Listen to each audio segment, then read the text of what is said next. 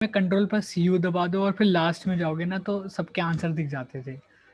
But अब क्या होता है, अब सबके आंसर है ना ए दिखाता है कि सबका आंसर पहला ही है, बट वो ऐसा हो ही नहीं सकता। अच्छा चलो, तो ये है फिर, ऐसा तो कुछ ये है। है इसके कहने का मतलब। हाँ, मतलब कहने का ये है इनका। कशिश जी, आपके क्या हाल है? स्कूल में क्या चल रहा है आपके? भैया हमारा तो केमिस्ट्री का सिलेबस भी खत्म हो गया। खत्म हो गया? हाँ भैया। तो हमारा भी खत्म हो जाएगा अब कुछ क्लासों में। ये हमारा तो ऑटम ब्रेक है, हमारा तो ऑटम ब्रेक चल रहा है 26 तक।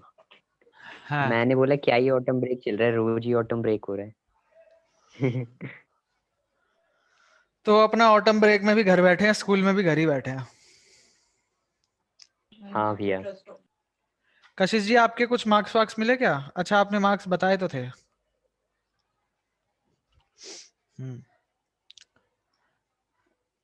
अच्छा जी, आपके स्पीकर खराब हो गए हैं बेटा। स्पीकर नहीं, आपके माइक खराब हो गया है, ये बोलो।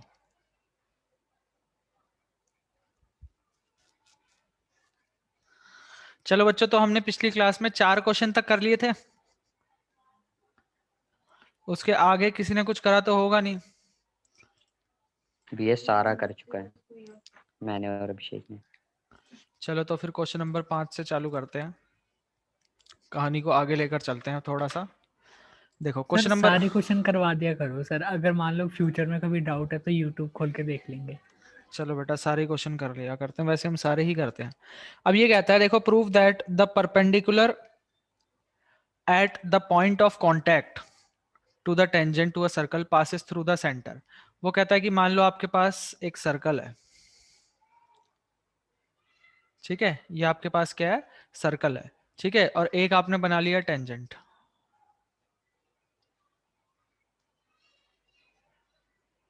ये बना लिया आपने टेंजेंट, ठीक है। तो कहता है prove that the perpendicular at the point of contact, ये आपका पॉइंट ऑफ कांटेक्ट है ना? ये आपका क्या है? पॉइंट ऑफ कांटेक्ट है। इसको हम बोल देते हैं कि ये P है, मान लो ये हमारे सर्कल का सेंटर है। अब वो कहता है कि अगर पॉइंट ऑफ कांटेक्ट से जो परपेंडिकुलर ड्रॉ होगा, prove that the perpendicular at the point of contact, इस पॉइंट ऑफ कांटेक्ट से जो परपेंडिकुलर ड्रॉ होगा पासिस थ्रू द सेंटर, वो सेंटर से ही पास होगा। इस ओपी पॉइंट भैया से, मतलब। हाँ, इस पॉइंट से जो परपेंडिकुलर ड्रॉ होगा वो सिर्फ और सिर्फ सेंटर से ही पास होगा, ऐसा जरूरी है, ठीक है। ये वो तो हमको दिख प्रूव ही रहा है करना है। भैया, नेचुरल है। नेचुरल क्या है? अगर मान लो ऐसा है, मान लो ऐसा है, ठीक है, ये सेंटर है। अब पॉइंट ऑफ कांटेक्ट से मान लो ऐसे चला गया, पर ये परपेंडिकुलर नहीं है ना। मान लो ऐसी लाइन चली गई, थोड़ा सा साइड में भी तो जा सकती है, ये भी तो परपेंडिकुलर लग रहा है ना, लग रहा है कि नहीं लग रहा? हाँ भैया। मान लो थोड़ा हाँ सा लग साइड तो में, रहा है। थोड़ा सा साइड में चला गया, ठीक है। लग तो वो बोल रहा है गया कि वो तो। ऐसा कुछ है ही नहीं। अगर पॉइंट ऑफ कांटेक्ट से आप परपेंडिकुलर बनाओगे तो हमेशा वो सेंटर से ही पास होगा, ये आपको प्रूव करना है, ठीक है। आई बात समझ में? तो यहां पर सबसे पहले हम लेट कर लेते हैं, let a circle with centre O, a tangent AB which touches the circle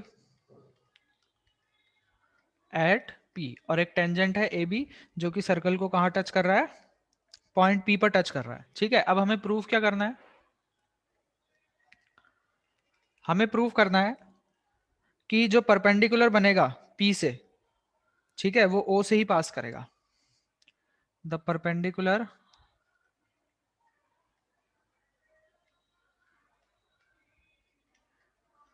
eight P to AB passes through the centre O। अब हमें प्रूफ करना है कि ये सेंटर से ही पास करेगा, ठीक है। तो ऐसे वाले क्वेश्चंस में बच्चों हम क्या करते हैं, 2 पॉइंट मान लेते हैं, जैसे ऐसा क्वेश्चन हमने उसमें भी करा था चैप्टर 6 में, आपको याद हो तो, ट्रायंगल में, है ना। कोइंसाइड कर रही है लाइन, बताना हाँ होगा ना हम भैया बोल इसको। दें, हाँ हम बोल देते हैं कि ये कोइंसाइड करेंगी। अब हम क्या बोलते हैं, हम मानते हैं कि हमने एक परपेंडिकुलर बनाया, ठीक है, P बनाया हमने, P पे हमने एक परपेंडिकुलर बनाया जो कि O पे पास नहीं हो रहा। हम ये मान के चल रहे हैं कि हमने खुद से एक परपेंडिकुलर बनाया है, ठीक है, ये परपेंडिकुलर मान लो ऐसा बनाया हमने, ऐसा परपेंडिकुलर बनाया है, ठीक है, जो कि O से पास नहीं हो रहा, ये हमने खुद से बनाया है, ठीक है। और इसको हम बोल देते हैं कि ये कहां तक जा रहा है, O डैश पे जा रहा है, ठीक है। तो हम बोल देंगे let a perpendicular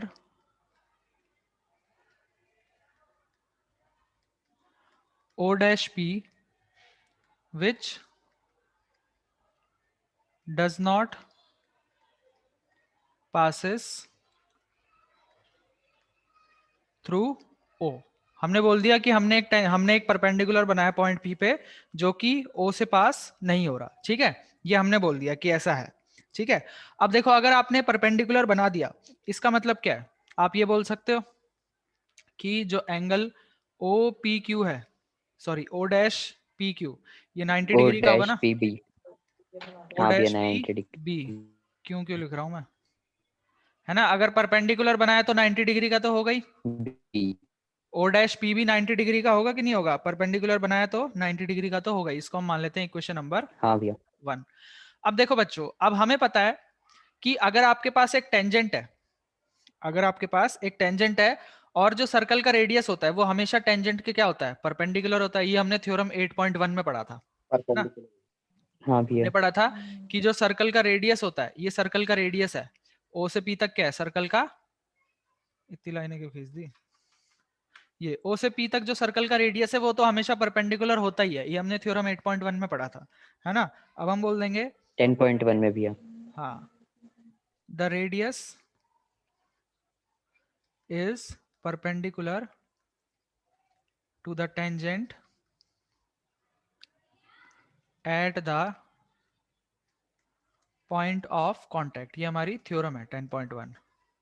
तो इससे हमको क्या मिल जाएगा, इससे हमको क्या मिल जाएगा कि एंगल ओ पी बी ये 90 का होगा। इसको हम बोल देते हैं इक्वेशन नंबर 2। अब देखो, इक्वेशन नंबर 1 से हमें पता चल रहा है कि ये एंगल 90 का है, और इक्वेशन नंबर 2 से हमें पता चल रहा है कि ये एंगल 90 का है ना। इक्वेशन नंबर 1 में हमने क्या बोला कि हमने खुद से एक परपेंडिकुलर हाँ बनाया, भैया, तो दोनों एंगल इक्वल हो जाएंगे। हाँ हमने बोला था पहले कि हमने खुद से एक एंगल बनाया जो परपेंडिकुलर है, तो हमने बोल दिया कि चलो परपेंडिकुलर है तो 90 डिग्री का एंगल बन रहा होगा। दूसरा, हमने थ्योरम का यूज करा और बोला कि भाई रेडियस तो हमेशा टेंजेंट के परपेंडिकुलर होता ही है, ये तो हमने थ्योरम में पढ़ा है। तो हमने बोल दिया कि जो ओ पी बी होगा ये तो 90 का होगा ही, ठीक है। तो ये हमारी इक्वेशन 1 और ये हमारी इक्वेशन 2।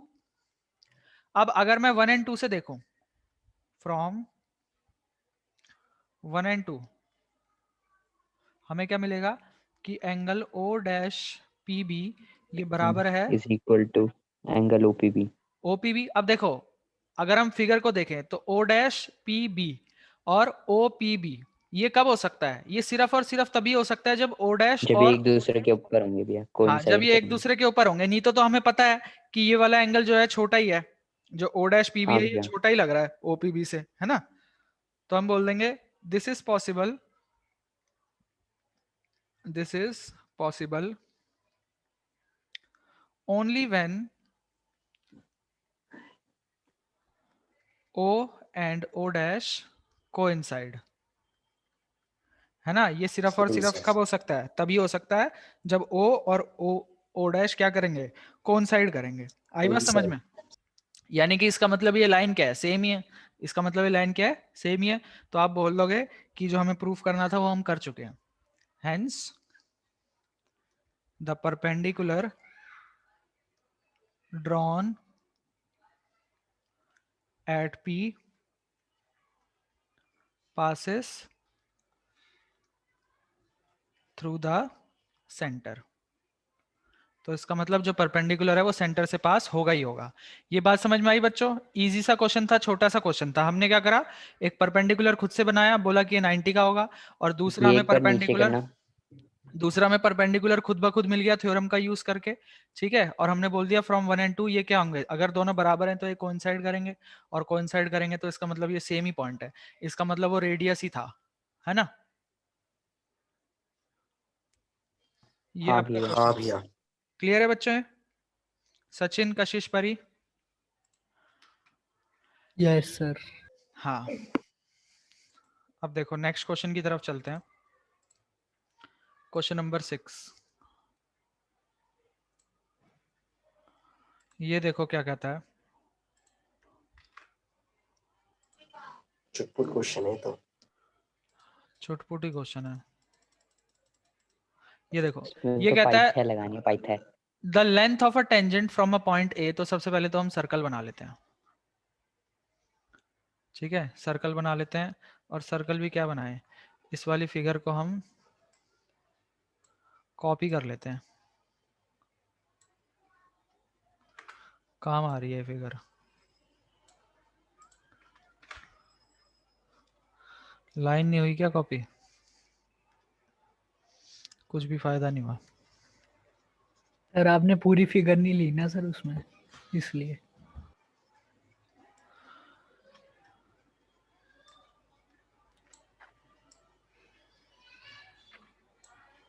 अब आ गई है।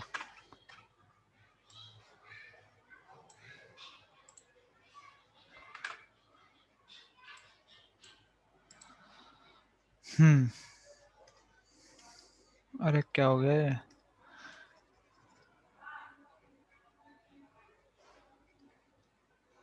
ये इतने में तो एक और सर्कल बन जाता। चलो अब देखो, कहता है the length of a tangent from a point A. एक पॉइंट है हमारा क्या, ए, ठीक है, जैसे पॉइंट बन रखा है हमारा ए, ठीक है। यहां से हमें क्या दिया, length of tangent from a point A at a distance 5 centimetre from the centre of the circle is 4 centimetre. ये हमें क्या दिया हुआ है, ये मान लो सेंटर है हमारा ओ, ठीक है, ये हमारा पॉइंट है ए और ये हमारा पॉइंट है बी, ठीक है। तो ये हमें क्या कहता था, length of tangent from point A, point A से लेकर जो वो टेंजेंट एरिया की 5 लेंथ है, सेंटीमीटर हो जाएगी। नहीं नहीं, जो पॉइंट ए से लेकर टेंजेंट की लेंथ है पॉइंट पी तक, एट अ डिस्टेंस 5 सेंटीमीटर हाँ फ्रॉम द भैया। सर्कल, ये कितनी दूर है सेंटर से, ये 5 सेंटीमीटर दूर है, इज 4 सेंटीमीटर। और जो लेंथ है ये हमें 4 मिली है, 5 ये वाली लेंथ सेंटीमीटर। हमारी 4 है और ये वाली लेंथ हमारी क्या है, 5 है। और अगर क्वेश्चन की उसमें आपको कंफ्यूजन होती है ना लैंग्वेज में, तो आप देख लिया करो कि जो हाइपोटेन्यूज होगी ऑब्वियसली वही सबसे बड़ी सबसे होगी, बड़ी होगी क्यों भैया। हाँ भैया। है ना। तो आपको कहता है 3 आएगा रेडियस, इसका आंसर। हाँ रेडियस ऑफ सर्कल निकालो, यानी कि ओपी की लेंथ हमें निकालनी है। पाइथागोरस ट्रिपलेट होगी आई भैया, बात तो समझ 3 आ में, जाएगा। फिगर बना लेनी है और साफ साफ पता चल रहा है राइट एंगल ट्रायंगल है, तो हमें रेडियस निकालना है, इसका मतलब ओपी की लेंथ निकालनी है। तो इसमें हम क्या करेंगे, सबसे पहले हम बोल देंगे, गिवन है हमें क्या, चलो हम पहले बोल देते हैं let a circle with centre O, ये हमारा सर्कल है विथ सेंटर ओ, और A B is a tangent which touches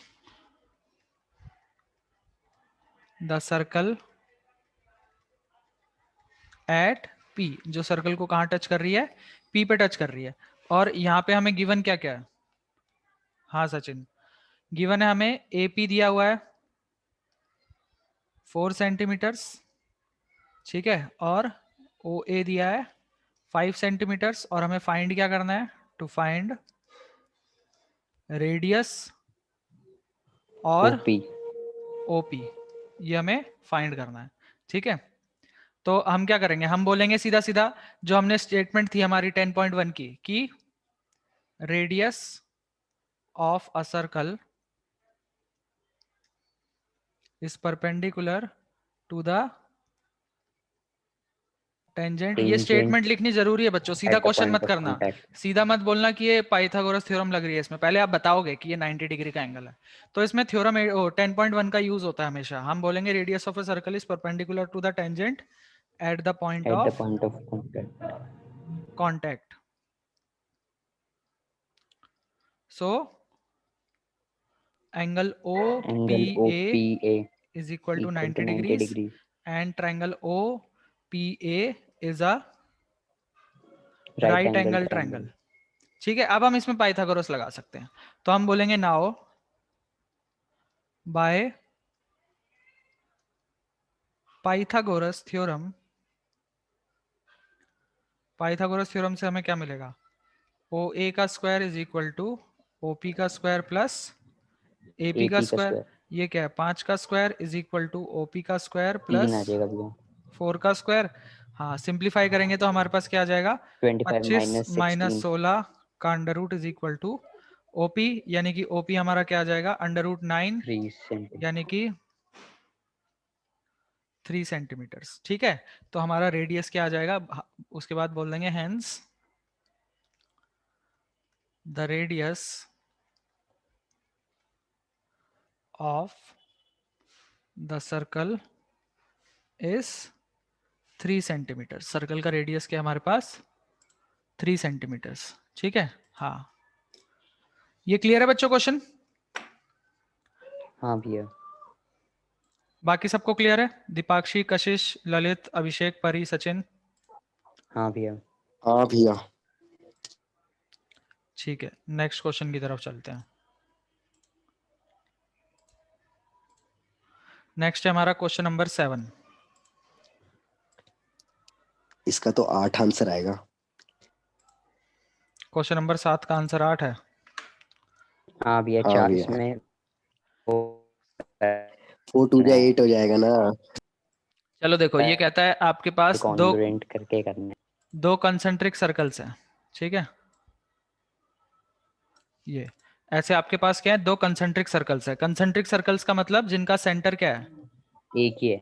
common centre है सेम इनका। है. ठीक हाँ है, भैया. और इनका रेडियस दे रखा है 5 सेंटीमीटर और 3 सेंटीमीटर। फाइंड द छोटे वाले लेंथ का of 3 the chord of centimetre. Larger circle. आपको क्या फाइंड करनी है, लेंथ ऑफ कॉर्ड और लार्जर सर्कल। ये मान लो लार्जर सर्कल की लेंथ ऑफ कॉर्ड है। ठीक है, ये क्या आपकी लार्जर सर्कल की लेंथ ऑफ कॉर्ड है। इसको हम बोल देते हैं मान लो पी क्यू। इसको हमने क्या बोल दिया, पी क्यू बोल दिया। ये हमें क्या करनी भैया है, ये आपको नीचे से बनानी है ना उसके. किसके नीचे से? टच बोला है ना इसने कि छोटे वाले सर्कल को टच कर रहा है, आपने तो काट दिया उसको. अच्छा अच्छा, वर्ड बना दी भैया आपने तो। एक टेंजेंट बनाओ ना छोटे वाले सर्कल के उससे. ऐसे बना ये लो सकते हो। P Q. ठीक है, ये हमारे दोनों सर्कल का सेंटर ओ। अच्छा, ये टच करती है स्मॉलर सर्कल को, है ना, तो हमें पी क्यू की लेंथ निकालनी है कि क्या होगी। आई बात समझ में? हाँ अब भैया. हमें रेडियस दिया हुआ है, ये इसको मान लेते हैं हम क्या, पॉइंट आर मान लो इसको। और मान ठीक दो है, भैया। और इसको ज्वाइन कर लो। अब देखो, हमें पता है कि अगर मैं छोटे वाले सर्कल की बात करूं तो ये इसका रेडियस है, ये हमारे पास क्या होगा, 3 होगा। और ओ क्यू की बात करूं तो ये बड़े वाले सर्कल का रेडियस है, ये हमारे पास क्या होगा, 5 होगा। ये चीज समझ में आ रही है बच्चों? जो ओ आर है ये हमारे छोटे वाले सर्कल का रेडियस है, तो ये 3 होगा। और ओ क्यू क्या है, हमारे बड़े वाले सर्कल का रेडियस है, तो ये 5 होगा। अब हमें पता है ये एंगल तो 90 डिग्री का होगा थ्योरम 10.1 से, तो हम ये निकाल लेंगे, ये निकाल लेंगे हम। हाँ भैया। और ये क्या होगा, सेम होगा। तो पी क्यू के लिए हम क्या करेंगे, सीधा ट्वाइस कर देंगे, खत्म कहानी। हाँ भैया. क्वेश्चन आया बच्चों समझ में? 8 आ जाएगा। हाँ भैया. देखो एक बार करवा देते हैं इसको। हम बोलेंगे let two concentric circles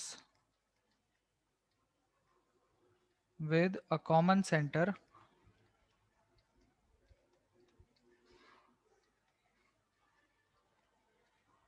O। ठीक है, अब हमें क्या दिया हुआ है, रेडियस ऑफ स्मॉलर सर्कल है 3 सेंटीमीटर और रेडियस ऑफ लार्जर सर्कल है 5 सेंटीमीटर। ठीक है, तो हम यहां से बोल सकते हैं रेडियस ऑफ स्मॉलर सर्कल यानी कि ओ आर, ये क्या है 3 सेंटीमीटर्स 3 और centimetre. Radius of larger circle ये क्या है हमारे पास, ओ क्यू। इसको हमने बोल दिया ये है 5 सेंटीमीटर, 5 ठीक है। सेंटीमीटर। अब इसके बाद हम बोल सकते हैं थ्योरम भैया। 10.1, radius is perpendicular to the tangent at the point of contact, so angle O R Q ये क्या हो जाएगा 90 डिग्री का। अब हम पाइथागोरस थ्योरम लगा लेंगे। बाय पाइथागोरस थ्योरम हम क्या बोल सकते हैं कि ओ क्यू का स्क्वायर ये हमारा बराबर होगा ओ आर का स्क्वायर प्लस आर क्यू का आर क्यू स्क्वायर। का स्क्वायर। हाँ भैया। अब 4 आ वैल्यूज पुट जाएगा। करेंगे, ओ क्यू क्या है 5 का square is equal to O R क्या है 3 का स्क्वायर प्लस आर क्यू का स्क्वायर। और यहां से अब मैं 27 डायरेक्ट लिख रहा हूं कि हमारे पास आर क्यू क्या आ -9 जाएगा 4 सेंटीमीटर आ जाएगा। ये मैं डायरेक्ट 4 लिख रहा हूं, इतनी सेंटीमीटर। कैलकुलेशन तो कर लेंगे ना बच्चे, है ना। हाँ भैया। हाँ भैया। हाँ अब देखो बच्चों हम एक चीज बोलेंगे यहां से कि O R now O R is perpendicular to P Q. O R हमारा क्या है परपेंडिकुलर है पी क्यू के, ठीक है। तो हम बोल देंगे कि A P is equal to sorry R P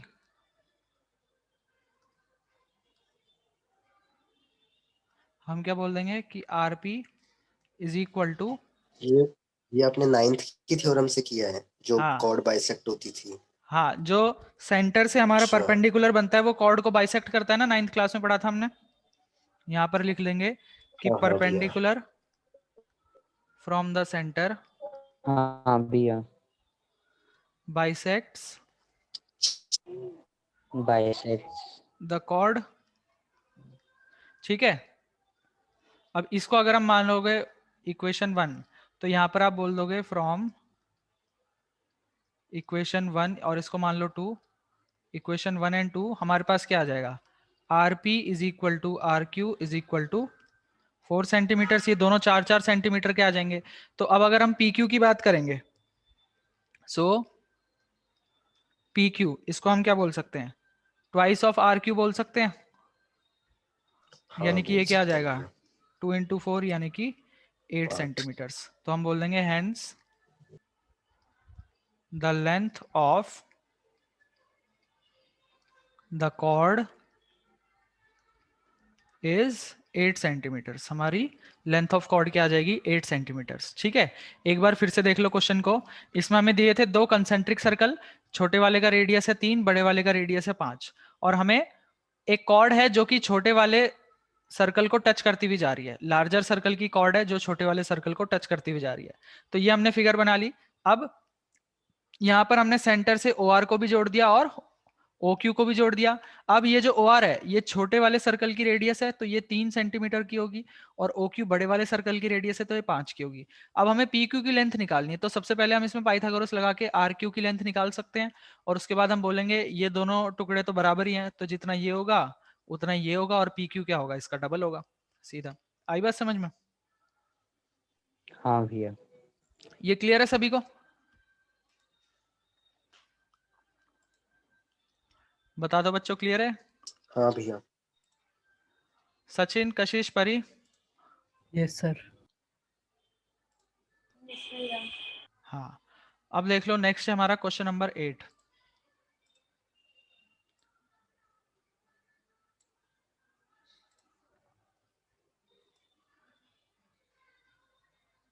geometry में बच्चों को थोड़ी सी दिक्कत आती है इसलिए ज्योमेट्री को मैं थोड़ा सा स्लो लेके चलता हूँ। ट्रिग्नोमेट्री वगैरह तो सीख लेते हैं बच्चे फटाफट। खैचम खैच हमने कर भी ली थी और खैचम खैच आपको आ भी गई और खत्म भी हो गई फटाफट से। थोड़ा इसको स्लोली लेके चढ़ना पड़ता है नहीं तो बच्चों के सर के ऊपर से निकल जाता है सब। अब देखो ये हमारे पास नेक्स्ट क्वेश्चन, इसमें देखो क्या कहता है कि एक क्वाड्रिलेटरल है ABCD is drawn to circumscribe a circle, यानी कि सर्कल को जो क्या कर रहा है सर्कमस्क्राइब कर रहा है यानी कि कवर कर रहा है, ठीक है, टच करता हुआ जा रहा है सब तरफ से।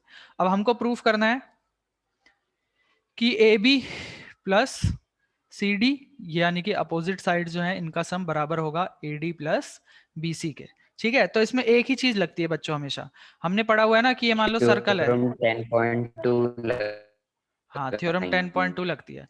अब ये सर्कल है और मान लो बाहर एक पॉइंट है, एक्सटीरियर पॉइंट, तो हमें पता है कि ये जो दोनों लेंथ होती हैं टेंजेंट की, ये हमेशा क्या होती हैं, बराबर होती हैं, ये और ये बराबर होती है। ठीक है, बराबर होती है। हाँ। तो इसी तरह हम इसमें लगाएंगे, हम बोलेंगे ये टुकड़ा बराबर है इक्वल इसके, होती है। ये टुकड़ा बराबर है इसके, ये टुकड़ा बराबर है इसके, ये टुकड़ा बराबर है इसके, और सीधा ऐड कर देंगे, क्वेश्चन खत्म हो जाएगा। ठीक है, हम क्या बोलेंगे, ये टेंजेंट है, ये भी टेंजेंट है, तो ये टुकड़ा बराबर होगा इसके, ये टेंजेंट है, ये टेंजेंट है, तो ये टुकड़ा बराबर होगा इसके, ये बराबर होगा इसके, ये बराबर होगा इसके, और 4 इक्वेशन जो बनेंगी चारों को ऐड कर देंगे, सवाल खत्म हो जाएगा।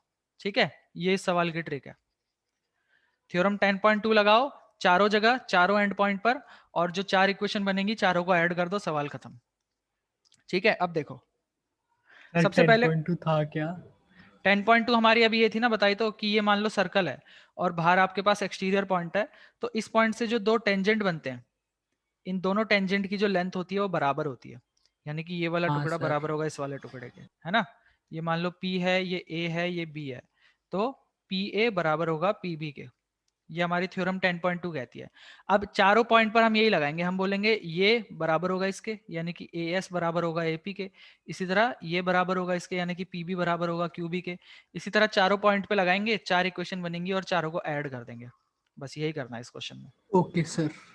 ठीक है, अब देखो पहले थ्योरम 10.2 की स्टेटमेंट लिख देते हैं। हम बोलेंगे वी नो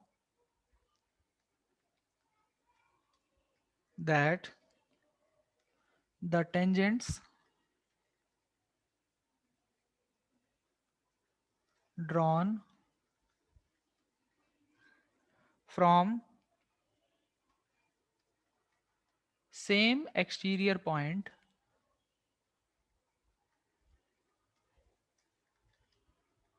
are equal। ये क्या होते हैं, इक्वल होते हैं। तो हमारे पास क्या मिल जाएगा, सबसे पहले dr बराबर है ds के।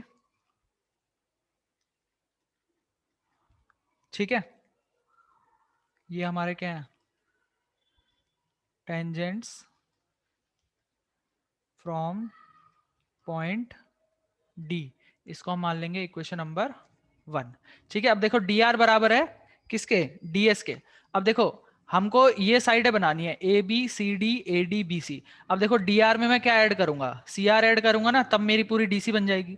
तो इसके बाद हम लगाएंगे इस वाले में, CR बराबर होगा CQ के, है ना, क्योंकि जब मैं इन दोनों को ऐड करूंगा तो dr प्लस CR होगा, और dr प्लस CR क्या बनेगा, मेरा पूरा DC बन जाएगा, है ना, या CD बन जाएगा। ये हमारा क्या है, टेंजेंट्स हाँ भैया, फ्रॉम पॉइंट C, DC। इसको हम बोल देंगे इक्वेशन नंबर 2। ठीक है, अब इसके बाद हम क्या करेंगे, मान लो इसमें लगा लेते हैं BP, ये हमारा बराबर होगा किसके, BQ के। ये क्या है, टेंजेंट्स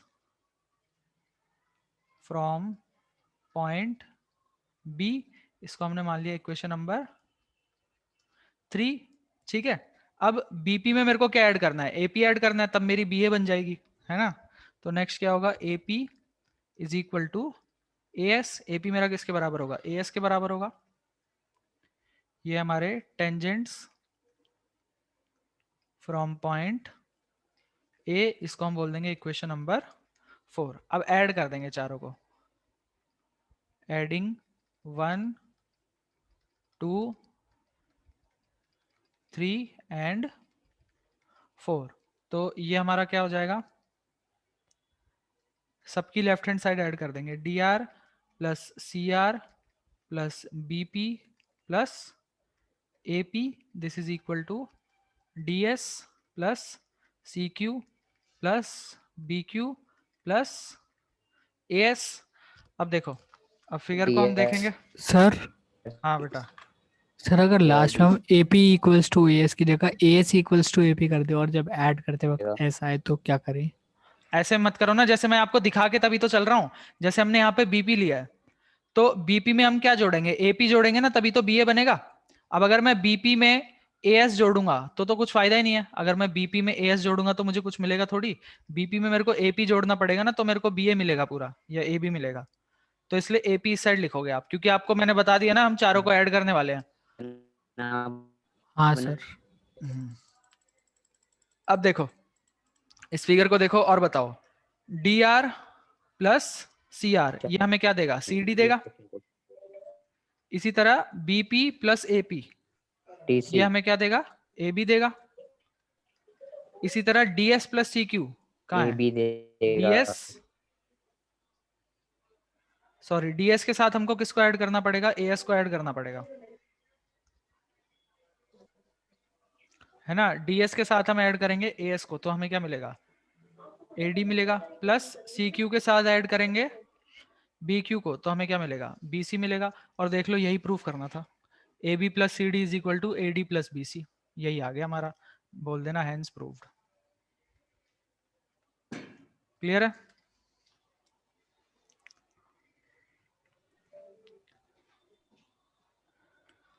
क्लियर है बच्चों? यस भैया। हाँ अब देखो नेक्स्ट क्वेश्चन देखते हैं।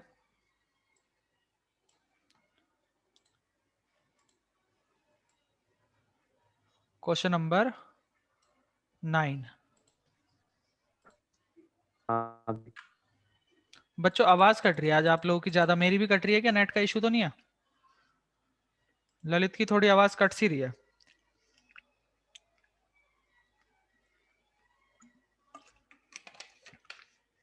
मेरी आवाज ठीक से आ रही है सबको या किसी को कट के आ रही है? ठीक आ रही है आपकी आवाज तो। ठीक है। हाँ अब देखो क्वेश्चन नंबर 9, ये हमें क्या कहता है? इन फिगर 10.13, तो 10.13 बना लेते हैं।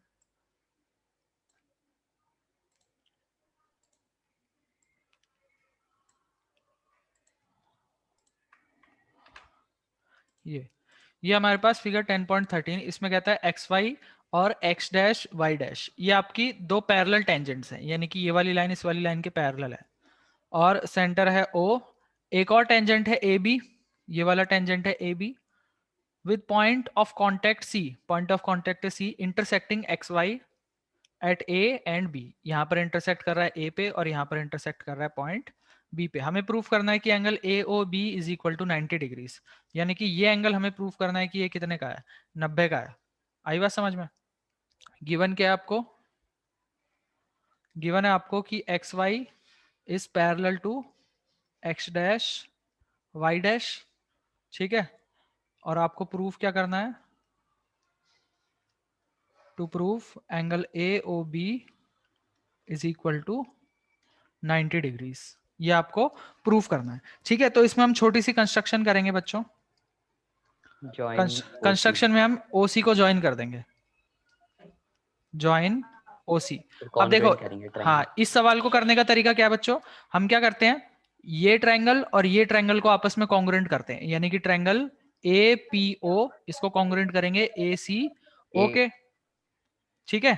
APO और ACO इन दोनों ट्रायंगल्स को कॉन्ग्रुएंट करेंगे, और CPCT से फिर हम बोल देंगे कि ये एंगल बराबर है इस एंगल के। हम क्या बोल देंगे? ये एंगल बराबर है इस दोनों ट्रायंगल में करेंगे। और उसी तरह से फिर इस वाले ट्रायंगल को कॉन्ग्रुएंट करेंगे इसके। इसमें हम दूसरे उसको क्या कह रहे हो?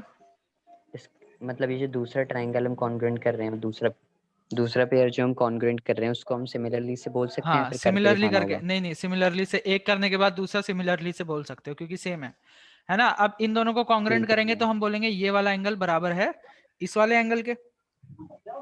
हाँ भैया ठीक है। और इसके बाद हम इन सबका सम कर लेंगे, इसके बाद हम क्या कर लेंगे? सबका सम कर लेंगे। ये पूरा एक स्ट्रेट एंगल ट्वाइस कर देंगे एक को, ट्वाइस कर देंगे तो